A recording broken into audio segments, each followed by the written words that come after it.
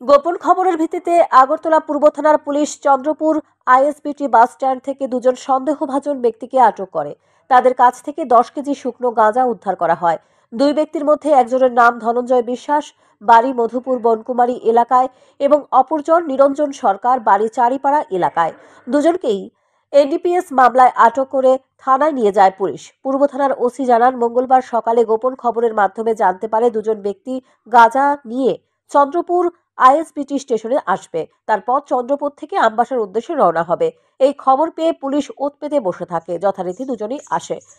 Police থেকে পালিয়ে যাওয়ার চেষ্টা করলে তাদের আটক করা হয়। তাদের কাছ থেকে উদ্ধার হয় 10 কেজি শুকনো গাঁজা, যার কালোবাজারি মূল্য প্রায় 40,000 টাকা হবে। রাজ্যের বাইরে এর কালোবাজারি মূল্য প্রায় 4 লক্ষাধিক টাকা। পুলিশ তাদের কাছ থেকে জানতে পেরেছে কোথা থেকে গাঁজাগুলি ক্রয় করেছে এবং এর সাথে কারা কারা জড়িত রয়েছে। বাকিদের জালে তুলতে ইতিমধ্যে তদন্ত শুরু হয়েছে পুলিশের। শনিবার তাদের কোর্টে তোলা হবে বলে জানান পূর্ব থানার ওসি সঞ্জিত সেন।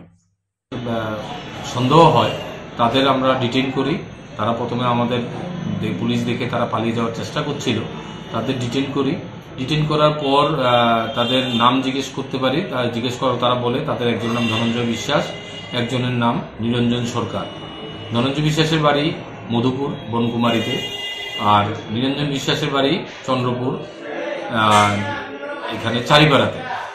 তো তাদের ব্যাগগুলি তল্লাশি করার পর দুজনের ব্যাগ থেকে আমরা 10 কেজি শুকনো সন্দেহভাজন শুকনো গাঁজার প্যাকেট পাই এবং তাদের ডিটেইন করে আমরা ওখানে এনডিপিএস আইন মতো প্রসেস করে আমরা তাদের থানাতে নিয়ে আসি। এখন দেখার বিষয় পুলিশ তদন্তে নেমে ঘটনার সাথে জড়িত বাকি অভিযুক্তদের জালে তুলতে সফল হয় কিনা। শান্তন টিভি।